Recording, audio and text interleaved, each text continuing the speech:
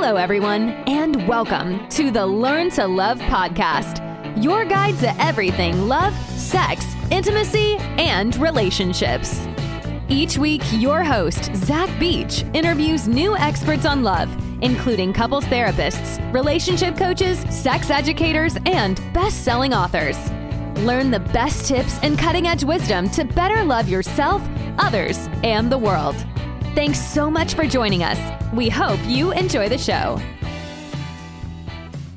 Welcome to the Learn to Love podcast, everyone. I am your host, Zach Beach, and I'm here with the incredible counselor, consultant, and educator, Carista Luminare. Hello, Carista, and welcome to the show. Hello, glad to be here. Today, we're going to talk about what it means to build secure attachment. And for those that don't know, Carista Luminare has more than 40 years of experience as a counselor, consultant, and educator to individuals, couples, and families. After graduating from Harvard University with a degree in psychology and social relations in 1978 and completing her postgraduate degrees, Carista pioneered educational programs on early attachment that focus on preventing and repairing childhood developmental trauma. In the year 2000, she wrote the groundbreaking book called Parenting Begins Before Conception, based on her doctoral dissertation research for 2 decades. Carista has lectured throughout the United States on early attachment and human development and is frequently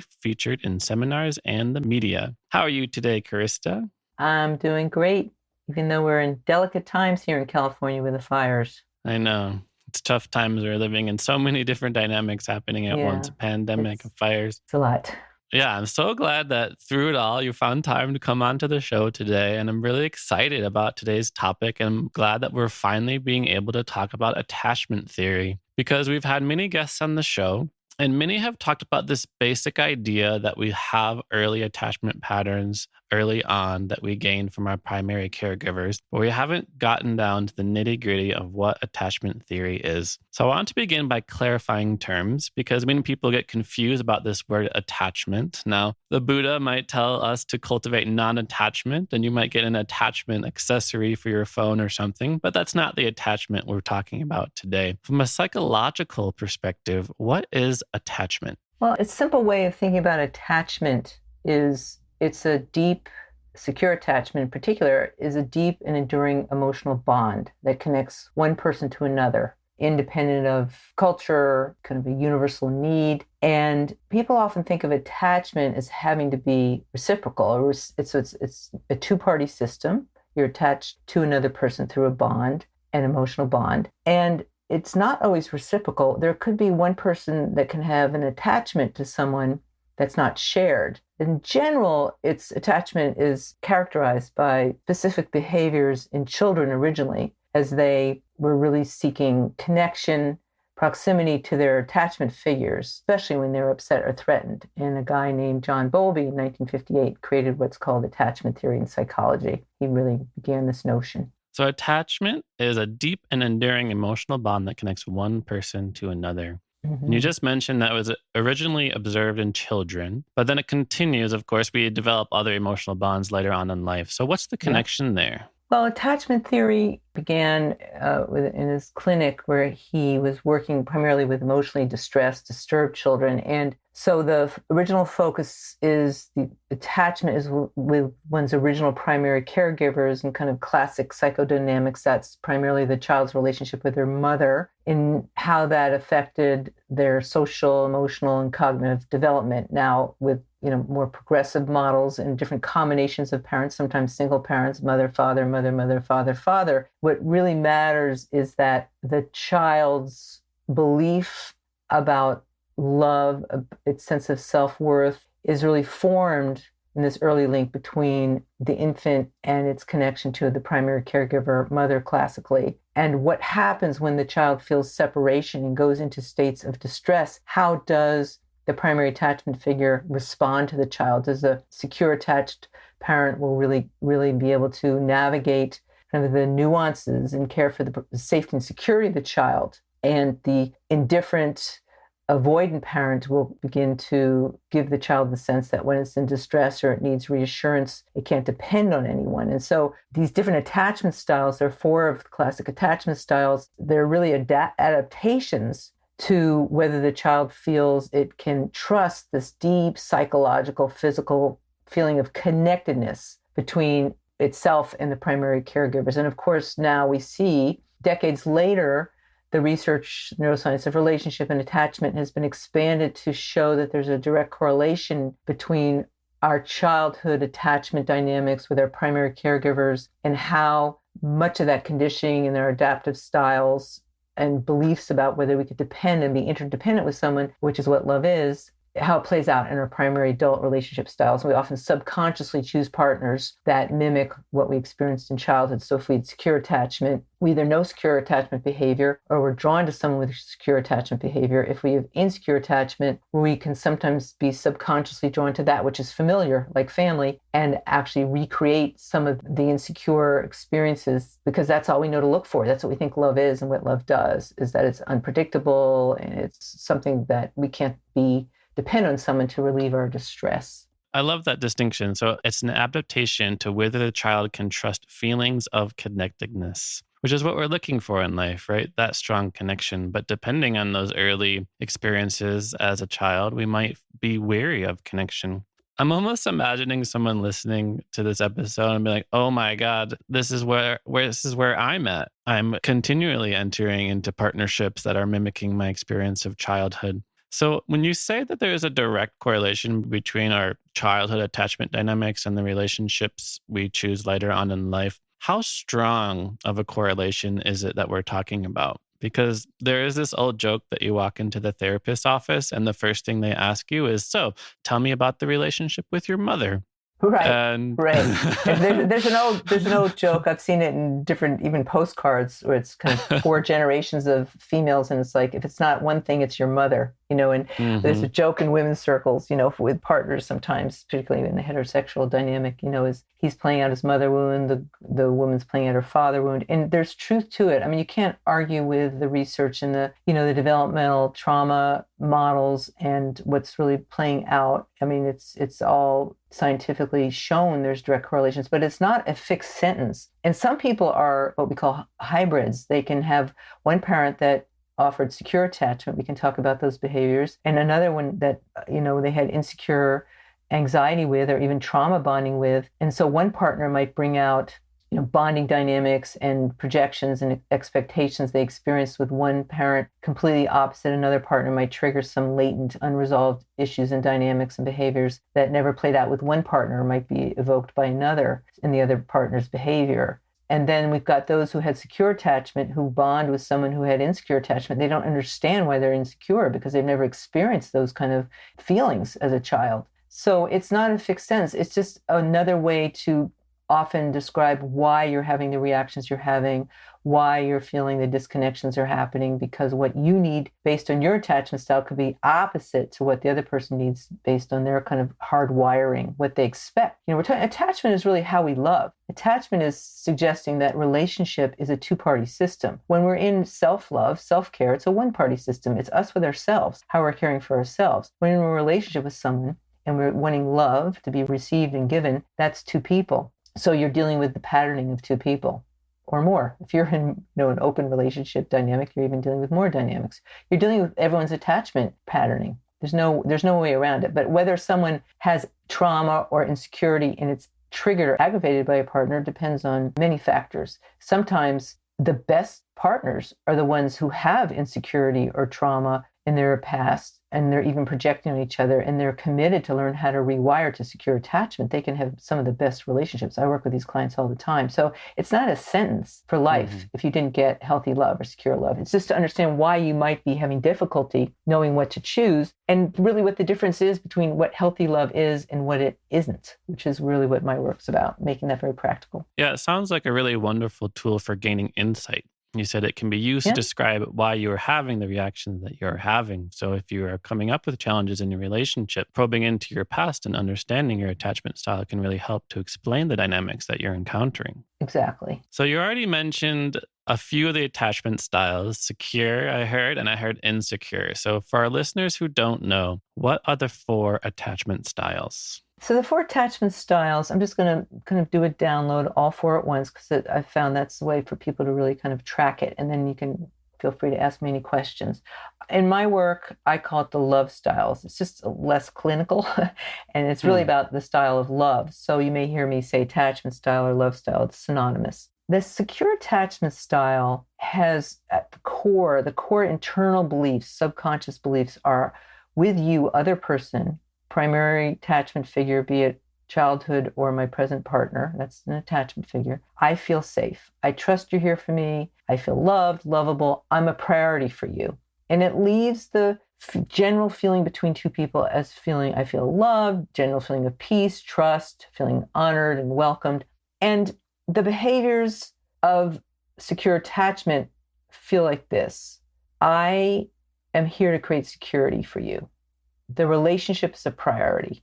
When you're in distress, I'm here to help you relieve that distress. We, as two people, are committed to empower each other's true self, and you're my go-to person, particularly when I'm in distress. That's what the research shows. When the child was in distress, the secure attachment figures would make that child, relieving that child's distress, a top priority. The child cries in the middle of the night. It's not the parent that ignores the child. It's the one that picks up. I'm here. I gotcha. I'm here. I see you. I feel you. You're in distress. You're okay. You're safe. We never outgrow that need. That's what the neuroscience of relationship and attachment research shows. So we really want that sense of safety. And it doesn't mean 100% of the time. In the attachment research, it says 80+% of the time or more, when you're feeling this general sense of I'm safe with you, I feel secure with you, we're each other's top priority. And especially when we're distressed, that 4 out of 5 interactions, Gottman Institute says, we are feeling this sense of security. So yeah, you can have a hard day. You can have a fight. You just you need to learn how to fight well, we call it, which is short cycles, repair quickly, get out of distress.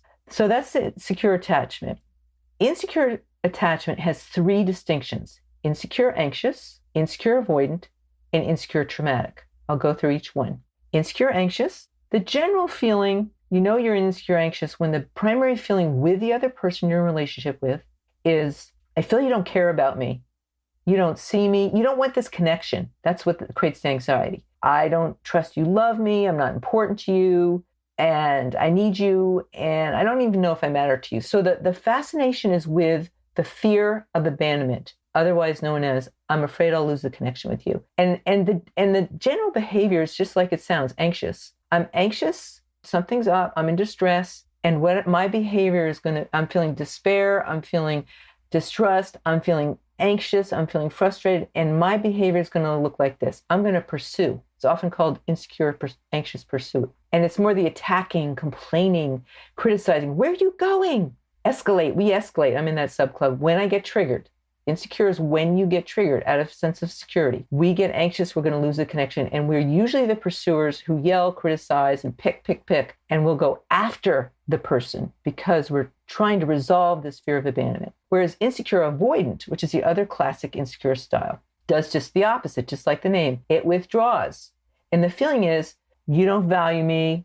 I'm a failure. I give up. Bye. I can't get it right. I feel hopeless. I'll take care of myself, and at least I feel safer inside my shell. They're more self-regulators. They have a tendency to fear rejection because no one ever valued their feelings. So it's like, why depend on anyone when there's conflict with this person? I'm going to disappear because it's hopeless, and they're more than kind of cold. They go into their heads. Unlike the escalator who's knocking at the door or pay attention to me, they're the ones that shut the door, just like the name. And they withdraw, they ignore, they hide out, they shut down, and they're more logical. But what they're doing is they're avoiding the conflict, and they're suppressing their feelings because their feelings were avoided when they were younger. No one cared. So they don't even know what they're needing. It's more like easier just to be alone. Relationship too complicated. Bye. So you've got the insecure, anxious, and insecure avoidant are usually what I see in the couples dynamic that get them to the couples work because what they're feeling are opposite. The insecure, anxious is wanting immediate, quick repair and connection. And the insecure, avoidant is like, give me space, not safe, you're flooding me. I don't want to resolve this, which aggravates the anxious and makes them feel more abandoned. And that's the vicious cycles they often get in. And the very last one, I'll just do this quickly, is the insecure traumatic.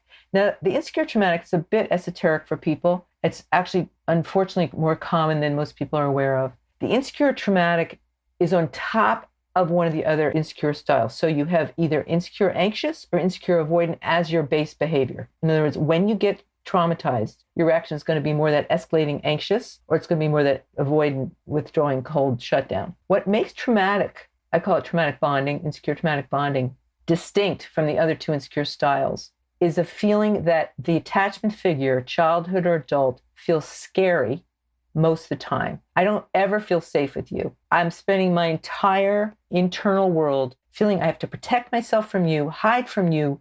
You're dangerous. You, other person, feel dangerous to me. I'm going to be punished. The child who feels it has no power to protect itself never knows. I always feel like I'm wrong. And it's a chronic state of fear, more on the kind of despair, terrified version. It's not just like fear of losing you and I can survive. It's more like the abusive parent or the abusive partner. At any moment I'm walking eggshells, you could annihilate me. You could physically abandon me, emotionally abandon me. It's real sense of loss. And how do we know we're in this insecure traumatic, especially as adults, is when our reaction is explosive with emotion, let's say the insecure anxious, high overreaction or illogical, or the withdrawer is really paralyzed, almost collapsed or frozen. There's a feeling of, I don't know how to take care of myself and protect myself. And it often creates a very disorganized nervous system. So how do we know someone's in trauma spectrum? How do I know, as a clinician, I have had some of this behavior myself, is the reaction is disproportionate to what's happening in present time.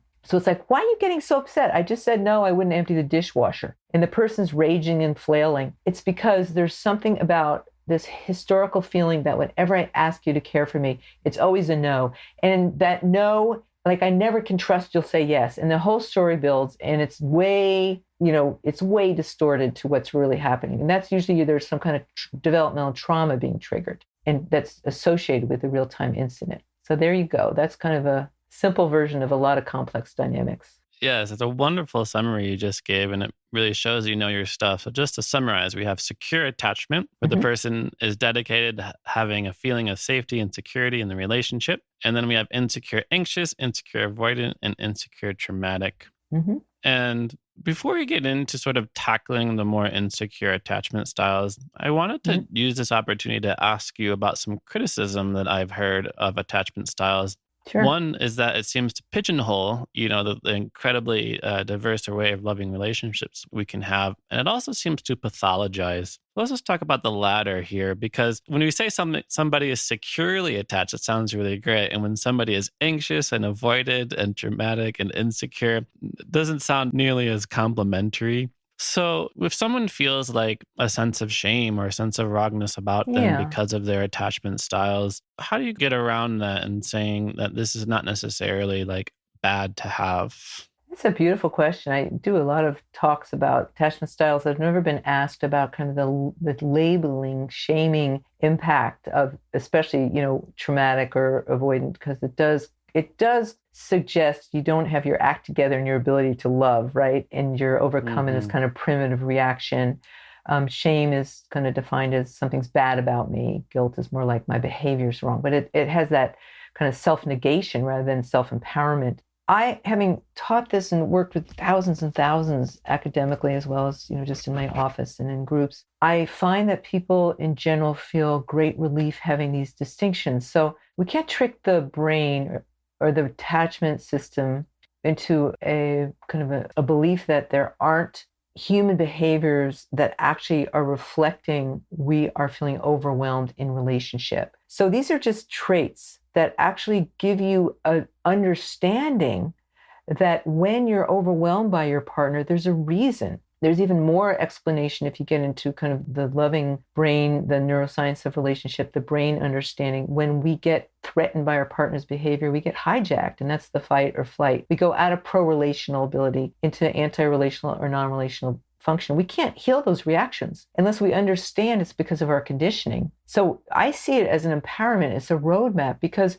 for every style, I'm very, very bold. As much as I got the Ph.D, XYZ, and the books and the expertise and being a pioneer in the field since the 80s, before it was even hip attachment, I'm very frank. And you can ask me any question. I've lived all these styles. I've got insecure in my history. I've got secure attachment, insecure anxious, insecure avoidant, and insecure traumatic. And I've played out every one in primary relationships. I'm 65 now, so I'm kind of, I've resolved a lot of the insecurity. But it was the golden ticket for me to realize, now I understand what I can do, because insecure anxious needs certain things to become secure. Insecure avoidance needs certain behaviors to become avoidant. And in the two-party system, we commit to rewire each other from these insecure reactions to secure attachment. That's what secure attachment is. It's not you have to master secure attachment. It's that you're committed to be a secure functioning couple, and you get to share where you feel vulnerable. Hey, you scare me when you attack and criticize. Hey, you scare me when you withdraw, because I need connection and reassurance.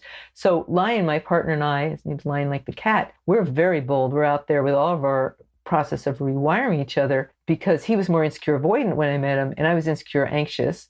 When we got triggered, remember, we also had secure attachment, but when we threatened each other in ways we had no idea, we could report it and go, hey, he'd say, your voice reminds me of my critical mother. And I'd be like, my voice? This is the voice that all the other people I've been with feel totally, love it. But with you, I need to know my voice tone and my voice pacing actually puts you into feeling discounted. So it's in my best interest to know that and work with my tone of voice, and for you to be able to tell me without me feeling shamed, because I'm not your mother. I do care that I can sound like her when I get agitated. Or for him, when he'd walk out, because that's what insecure avoidance do in the middle of an argument, because he'd get flooded and I wouldn't know why he's walking out. I'd be like, he's rude. He doesn't care about me. No, I learned he actually, as an insecure avoidant, reaches a limit to be able to handle my escalation. So it was in my best interest to learn how to share my anxiety in a way that wouldn't, and my fears and concerns with that wouldn't overwhelm him, so he wouldn't have to walk out. And it was in his best interest to learn how to stay present and warn me, honey, I've got 2 minutes. I'm getting flooded. I can't take anymore. Honey, I need a break. I'm going to go take a walk, 20 minutes. You take the time to reset yourself. I'll take the time to reset myself. And be like, great. You could take all the space you need, because you're telling me the time you're coming back, and you're letting me know you're not going to abandon me. You're going to care for my feelings. Take all the space you need. As an avoidant, I realize that's actually how you get back in your heart. It's in my best interest to let you go and get yourself self-regulated and come back more pro-relational. And then you'll be able to care for me. So that's why it's, if it's held, well, you understand, it's really explaining where you're vulnerable, why you're reacting, and what you need to be able to feel more secure. Then it becomes a great roadmap, as all traits. So I appreciate the distinction that it's like a trait. It's not something that who you are. It's something that you kind of just have, and you can also work with it. It's your and it conditioning. really sounds like you walk the walk, living it yourself. Oh yeah, believe me. I know. I lived everything I teach practically. Yeah. So let's talk about what it means to rewire for secure attachment. Yeah. And what it means to kind of heal ourselves. So you mentioned how, you had a little bit of anxious, was it? And your husband had a little bit of avoidant. Yep. And let's just say, I take a test myself and I realize that I'm also anxious, or I'm also avoidant, and I have these behaviors, and I realize I'm doing them again and again in relationship. What's the first step to breaking out of that insecurity or avoidance and rewiring the brain for more secure attachment? Yeah. Well, the first thing is to take a test. I have a 22-question test on my website. It's free. It takes 5 minutes at confusedaboutLove.com, and there's other ones on the internet. And in my case, we give a 6-page report, which kind of explains what your attachment style is about and where your vulnerabilities are. So it's just to own your vulnerabilities. Remember, insecure is when you feel triggered and you're not feeling safe. What kind of behaviors do you resort to? So it's just to know your attachment style, to then know how you can heal it and how to talk to your partner about it.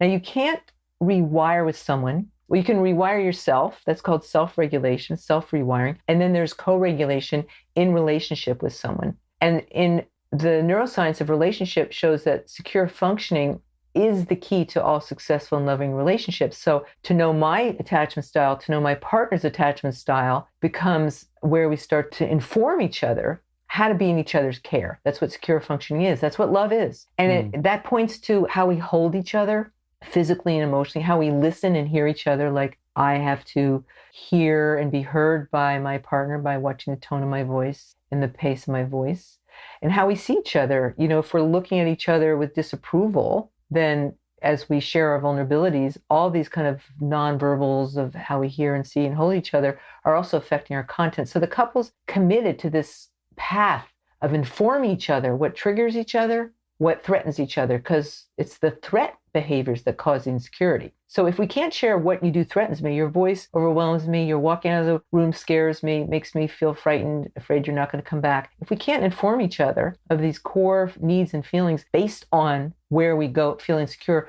we don't know how to change our behavior to become more positively connected and more appreciated and trust and cared for. And so we're teaching each other these core needs of not just connection, which people say, attachment's about connection. And it took me a number of years to go, wait a minute, I'm watching couples in my office and my own self where we're connected, but it's what I call negative bonding or trauma bonding. It's positively connected. And each partner has to inform the other what that is. Some might want touch, some might want no touch. Some might want looking in the eyes.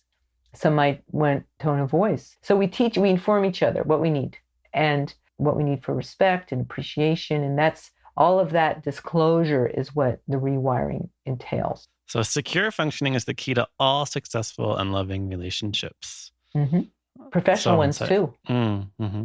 And so as a couple, we need to commit to this path of recognizing what is triggering and threatening the other one. And I wanted to apply what you just said to the anxious avoidant dynamic, because you mentioned it in your own marriage, for example, where the anxious person is the confronter, right? They want to bring up the issue, they want to deal with it, and it might evolve into criticism and complaining. And the avoidant one is totally flooded. Too much emotions, they're not able to think clearly, so then they begin to separate themselves from it. How do we break out of the the anxious avoidant dynamic in our relationships? Yeah, these are great questions. So one is to become aware. It's like, I want to heal my tendency to go into my insecure default behaviors. So for someone like myself, I know that escalating, provoking, criticizing, and projecting that on my partner, I'm going to lose him, and therefore he won't be able to care for me. So it's in my best interest to actually become aware in terms of my nervous system.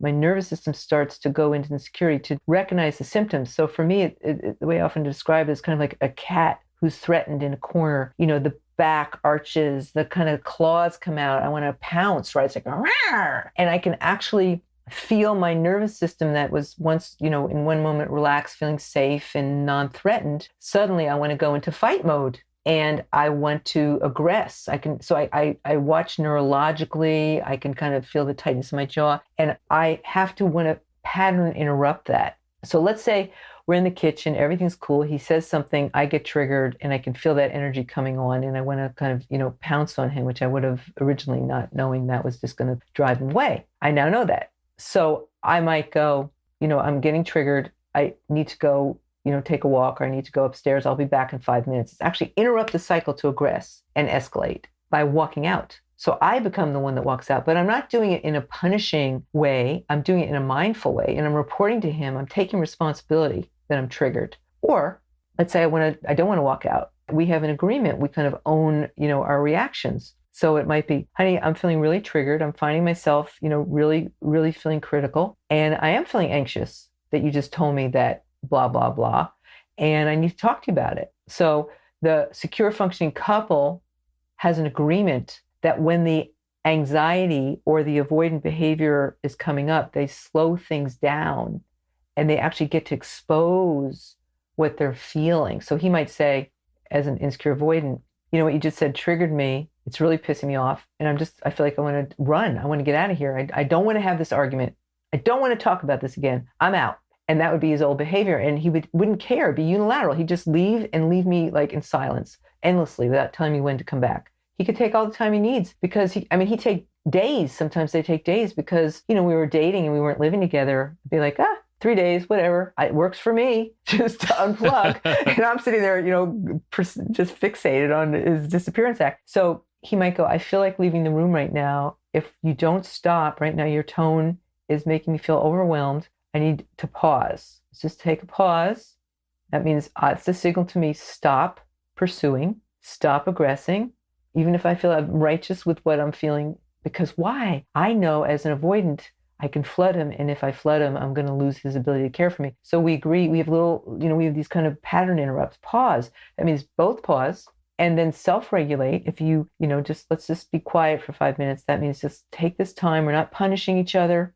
Pause means we're not punishing each other. We've mindfully agreed we're headed to go off the cliff. We're interrupting both of our patterns, and we're using that time to get ourselves, breathing, cup of tea, walk. I'll be back in 5 minutes. I'm not just leaving to punish you. You know what? I can't talk about it tonight. I realize I'm just exhausted. I'm running on fumes. Can we park it? I care what's happening, but let's, set up a time at breakfast. Will that work for you? Or take a walk later tonight and talk about right now. It won't be effective. So we're informing each other how much resources we have or don't have to be pro-relational. And we're committed, if it's not positive, not to continue. And we call it.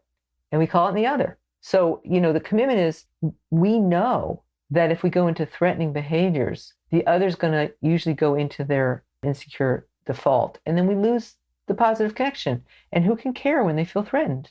No one. Our ability to care goes offline. We get in our heads, we argue righteously, we build the cases on each other, and no one cares when they're feeling judged or blamed or shamed. That's all the mental strategy that covers the real feelings underneath. So we've learned we just don't indulge these cycles anymore. They're just a black hole. So all these hours of processing, we're just righteously, I've got a strong intellect. You can imagine with all I know, I could just, find a theory in a position on everything.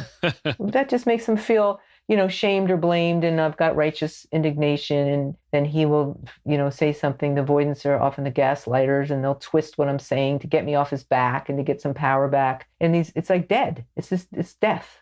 Like, I don't want to feel like I'm your enemy. I'm going to feel like I'm your ally, and I need you to feel like my ally. I want to feel love. I don't want to feel war. So we don't defend and indulge the warring behaviors. So don't indulge the cycles. That's right. You both have to be committed, though, right? Because if one's committed to interrupting and the other's like, forget it, man, I'm having my truth. I don't care the impact. My truth is my truth. I get to have my feelings. I've always, been suppressed my whole life, particularly the codependents who are feeling their, finding their voices, or those who are self-absorbed and think they don't really care about their impact on the other. Everyone's in their righteous. I will have my feelings. Like, go ahead and have your feelings, but don't expect the person to give a hoot about them. Mm-hmm. We don't know that until we're taught that. We see our parents endlessly arguing. We endlessly argued with them. Hey, have your connection, but that's a negative connection. That's negative bonding. Go ahead and have it. You're having your truth. Are you going to get cared for? What's the point? We don't know that love's supposed to feel safe and warm and, mutual understanding, mutual sensitivity. Both people are supposed to feel safe and secure and honored. And we don't even know that, many of us who didn't have that role model. Love is not a warlike, defensive, judging, critical, dangerous feeling. I would hope not. Yeah, you know how many people endure years of bonding that way? I was in those cycles. So I love your advice on what to do when we have this anxious avoidant behavior. Is basically have an agreement that when this behavior comes up, slow things down, express what you're feeling, maybe take a break, notice when threatening and pursuing is happening. And what about another dynamic we might encounter, which is a secure person with perhaps or trying their best to help a person who might be anxious or avoidant or even traumatic? Because a person might be securely attached, and as a result, they might be a little dismissive of what their partner is going through. So, you know, you mentioned yourself, like, oh, you know a lot about the theory behind this. You might be with your partner and be like, oh, well, you're having this reaction because your mother treated you like this, so I'm not going to bother with it, which obviously we don't want, right? Right. So what is really the best way for a secure person to support their partner who might have an anxious, avoidant, or a traumatic love style? Yeah, it's another great question that's very confusing, particularly not just for the one who is insecure bonding with the secure one, but for the secure one who doesn't understand. Like you said, it might minimize and devalue just the depth of overwhelm and anxiety, or the depth of inability to connect, which is more the avoidant. They literally don't know what safety and security is. So they're speaking different emotional languages, and the expectations are different. So the person who's more secure oriented through their conditioning, or they've healed themselves and they've chosen a partner they love dearly who has some of these more insecure styles, they have to accept that it's going to take a lot longer for that other person to be able to actually embody and express secure, functioning behaviors. They actually have to learn. They have to be healed, and they have to go through the healing process, particularly if they have trauma spectrum. So an example would be this. You know, Lai and I both, we met later in life after long-term marriages, and I was involved with this work at that point, and he was more avoidant. I had a little bit of trauma spectrum in me. I was highly secure at that point with a bit of trauma, insecure, anxious trauma. And when something would happen that would trigger that, unbeknownst to him, because I had a rageaholic father. Lion's not a rager, but he gets angry. He's quiet anger. And I would make stuff up. His lips would purse, and I would assume he was going to attack me. He'd just be feeling normal frustration, for example. But sometimes if we were really in a heated argument, I might go into a projection that it could get edgier than it ever got because of, years of a raging dad. So sometimes his tone of voice, just like mine with his mom, I'd make stuff up. I'd interpret it could get worse. So I would tell him, it would happen every once in a while. I would get in this kind of disorganized, hyper-reactive place, making stuff up, feeling threat that wasn't there. And I would say, after I started to recognize what it was, I would say, I'm in a trauma response. I'd own it. So he would know, don't poke the bear. Oh, she needs my love. She's, I've really got to get over my stuff. She's in a really primitive reaction. I'm not going to keep, expecting her to show up in her normal, secure, functioning way. I've got to, as my commitment to heal each other, I need to really come forth with more positive masculine behavior.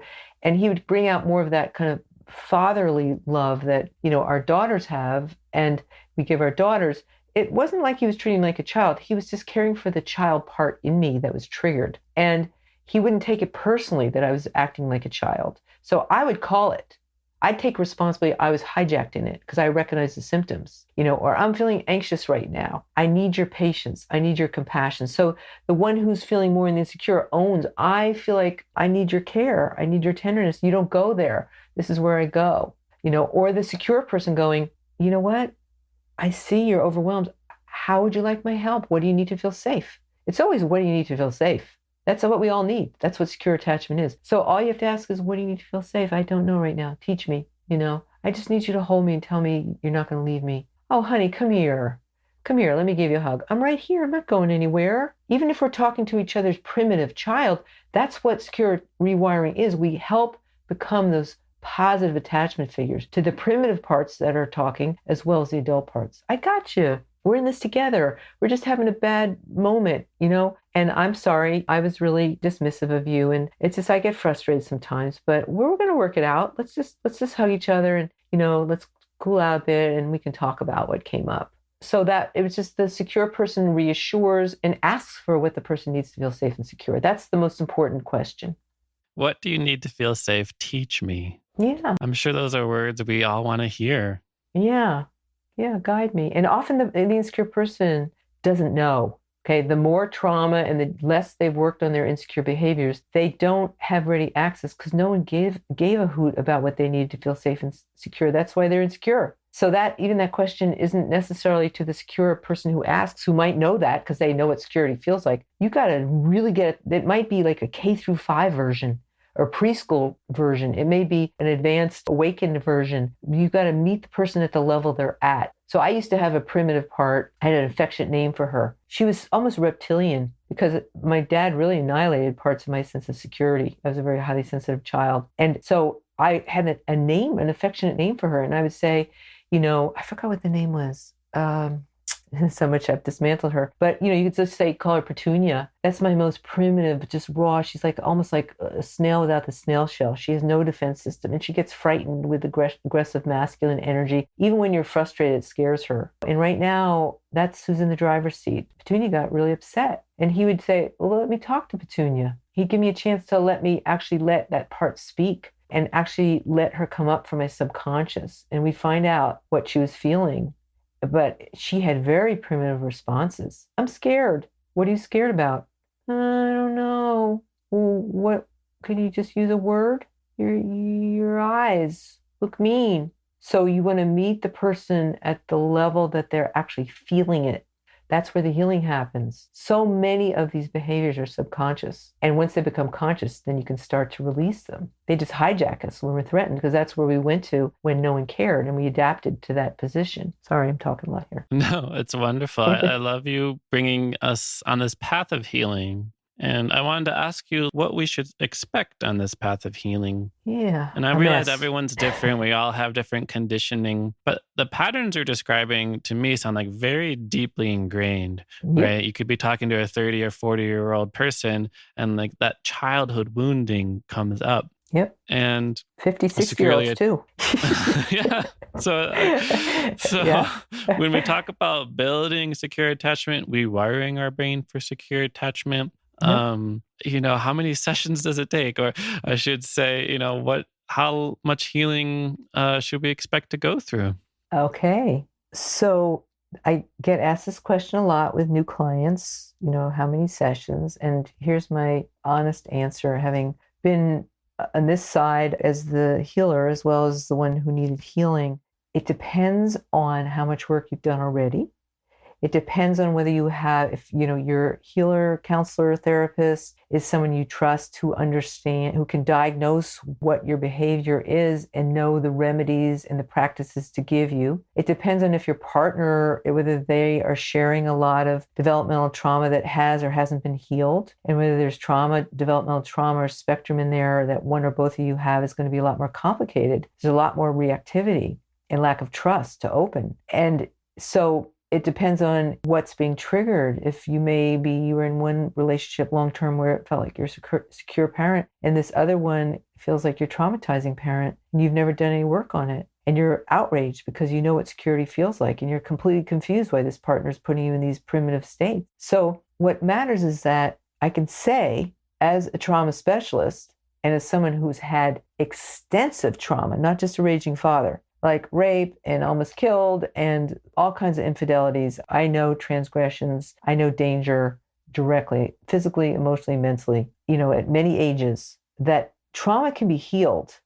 The memory can always be there. Like I can remember incidences, but trauma is healed when the charge, the reaction, and the sense that something in a movie or in real life with your partner or a friend or an employee or employer, sibling, is triggering that same feeling where you feel overwhelmed. That's what trauma is. Trauma is you feel overwhelmed to process and digest the emotional impact or the physical impact, and you actually haven't released it. So there becomes scar tissue, and beliefs and feelings are created. So again, long-winded way of saying, you can be very traumatized with a lot of insecurity, and so can your partner. You have to find the right healers, and you have to commit to healing each other and not justify traumatizing each other. Even if we traumatize each other, that's not the problem, okay? It's what we do when we traumatize each other. So if I, to this day, decades into this, and one of the pioneers in the field and my partner teaching it with me, rewiring some of his key dynamics,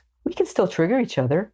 We could even do some overwhelming behavior here or there, but the key is that it's happening less and less, that you're committed, that when it happens, you don't justify it. I'm really sorry I scared you. I'm really sorry I raged at you. I get that was really scared you and remind you of your raging parent. I'm really sorry I walked out and slammed the door on you. I couldn't take it, but I know that really triggers you, and that was really unfair. And notice I'm coming back 20 minutes later, and in the past it would have been three days. So it's incident by incident we're rewiring. We can't do it academically. We can study and read all the books in the field with the person when we're triggered. What are we going to do about it? Incident by incident, we learn to be more pro-relational. We learn how to create greater safety and security. And we apologize and own it when we are back in that old historical hurtful behavior that we know hurts our partner. We care about our impact. I'm sorry I slammed the door on you. I'm sorry I, criticized you. I'm working on it. I know it hurts you. It's what I call care, own, and then we repair it as soon as possible. That's what most people don't realize. The repair is the safety net. If as partners, we commit to learn what secure functioning is, we commit to learn how to rewire incident by incident.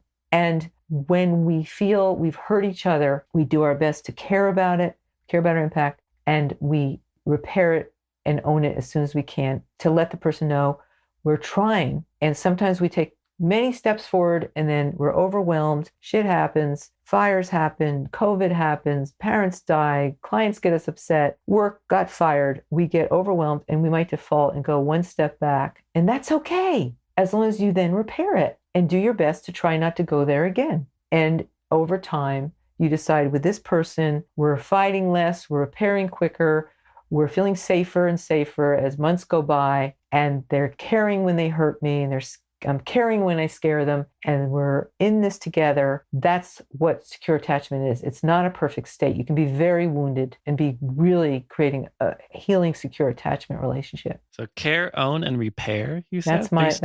That's my primary teaching. Yeah, I've summarized really what the process is, because it's just caring about our impact on each other. And when we don't care about our impact, in other words, if Lion says to me, "You're sounding like my critical mother," and I go, out of, let's say, my shame or feeling blamed, I say, "What do you mean? Every other person I talk to like this, I'm just being my true self. What's your problem? You're too sensitive. No one else has trouble with the way I talk," and I defend it. I don't care. Then my righteousness might make me feel like there's nothing wrong with me. But I've lost my partner feeling cared for by me. And I've lost my partner ever believing that I care, that to him, my critical tone and voice hurts him, even if it didn't to someone else, and that I have to care. He's got a lot of wounding.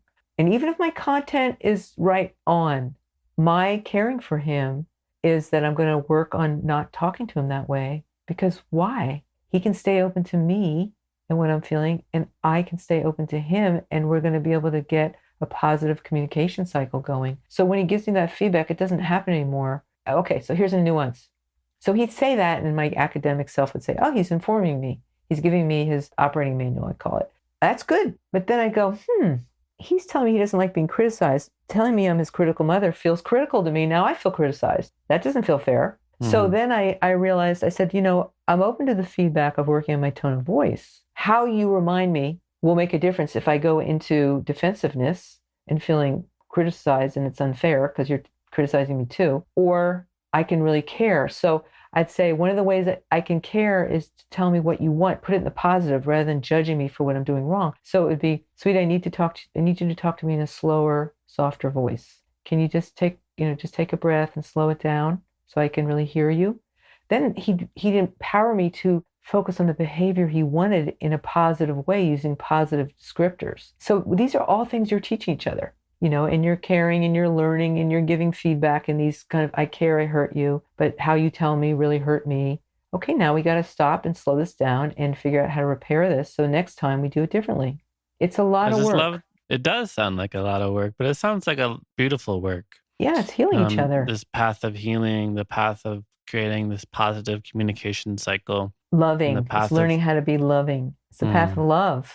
It's learning how to be loving. That's what rewiring is. So you mentioned we feel safer and safer as months go by with secure attachment, but you also mentioned that secure attachment is not perfect attachment. And this is something I've wondered when I read books and other writings about attachment styles, is the research shows about, half, like 50% of people are securely attached. And I'm always wondering, are these people just good to go? Just put them together and they have a good time. Lucked out. They're they fine. Lucked out. They don't need to read the books. They don't need to know anything about it. They're just fine. So really my question is, what kind of work do securely attached people have to do? Yeah. Well, I've got a few, I'll try to keep it simple here, a few my own nuances. That 50%, I've read it before, that's in the attachment book, Michael Levine's book. I don't agree with that anecdotally. I mean, I work in progressive, Marin County, my practice, Marin, Sonoma County, with pretty high achieving, high educators, a lot of them, and also internationally. I work with a lot of people who are, quite awake. And I don't find that 50% of the people have pure attachment, but that's actually, one of the research projects say that. Studies say that. I would say that most people are what I call, again, one of my words, I haven't seen it in the research, hybrids, because I feel people are mixes. Secure attachment is often referred to as 80% of the time. So that means you can have insecure behaviors, right? You can still get upset. And as my colleague Stan Tatkin says, secure functioning couples at their best fight.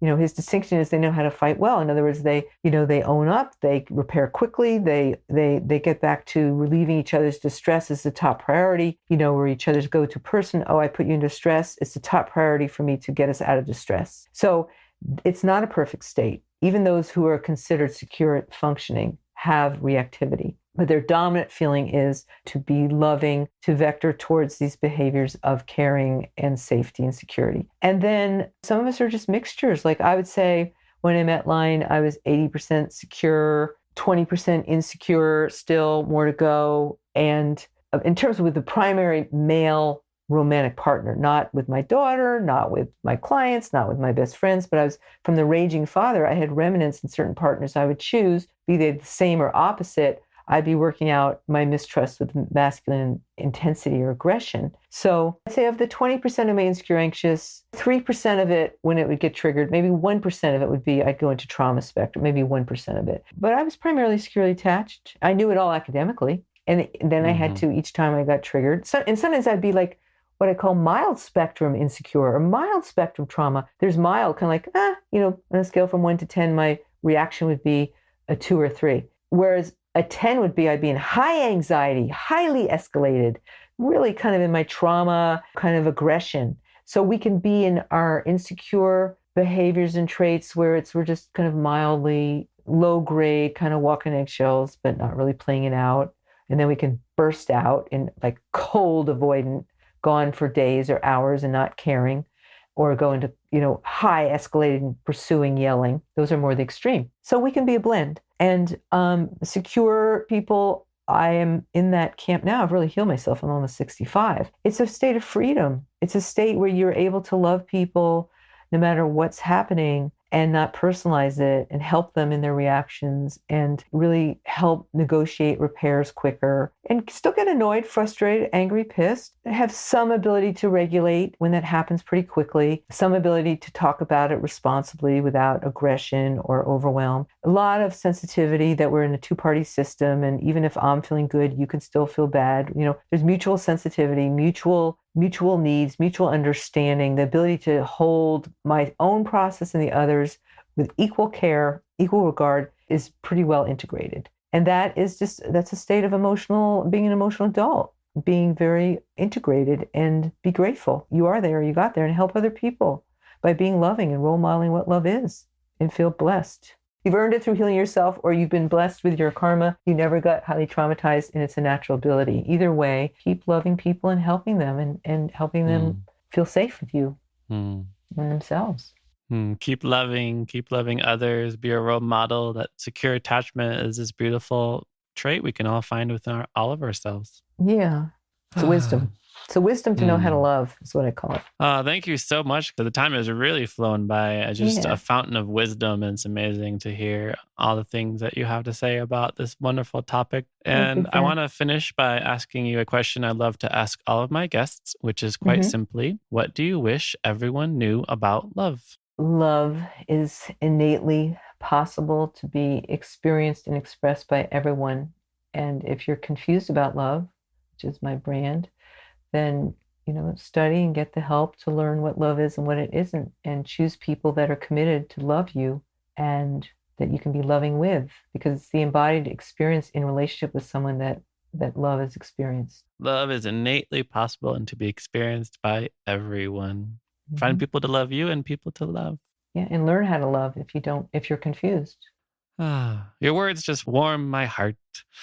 And so you mentioned confused about love. So do tell our listeners, for those who want to learn more about you and work with you, how do they find you? And do you have any offerings or upcoming things you want people to know about? I do. Thank you. You're a wonderful interviewer, by the way. I love the way you kind of listen and distill my verbosity and complexity into these simple little poignant teaching points. I appreciate that. Yeah, my website's confusedaboutlove.com, and on there on the homepage, you'll see the free love style profile quiz where you can learn about your attachment styles, take the test, and get a 6-page. There are a number of blogs about what love is and what it isn't, defining childhood attachment styles. And I have some courses on there. I have a whole body of work called Healing Narcissism and Codependency as well, that my partner and I talk a lot about our process. 5 keys to secure and passionate love. You get a discount when you take the Love Style Profile quiz. So those are some online courses. And I work with people online. I have way before the COVID for decades all over the world with very complex trauma bonding and insecurity through Zoom or Skype. For those who are interested, they can email me, and I will then guide them, what the process is to work with me if they want to do that. And then I have another online course coming up in the fall, which is kind of the latest, greatest hits since I did the 5 keys 5 years ago with Lion. So if anyone's feeling confused about love, they're not alone. No, they can go to confusedaboutLove.com. Yeah. That's right. And they can I call it get clear, be wise, feel secure. You can get clear. Wonderful. Thank you so much again, Krista, for coming on to the Thank show, you, for Zach. sharing with our listeners your wonderful wisdom. And thank you, listeners, for listening to the show. We hope you remember that secure functioning is the key to all successful and loving relationship, and that healing is totally possible. It requires caring and owning and repairing, and that love is innately possible to be experienced by everyone, including you. We hope you find people to love you. We hope you have people to love you, and we hope you have people to love yourself. And if you want to learn more about me, you can go to zachbeach.com and learn more about the show at theheartcenter.com. Thanks again, Carista. Thank you.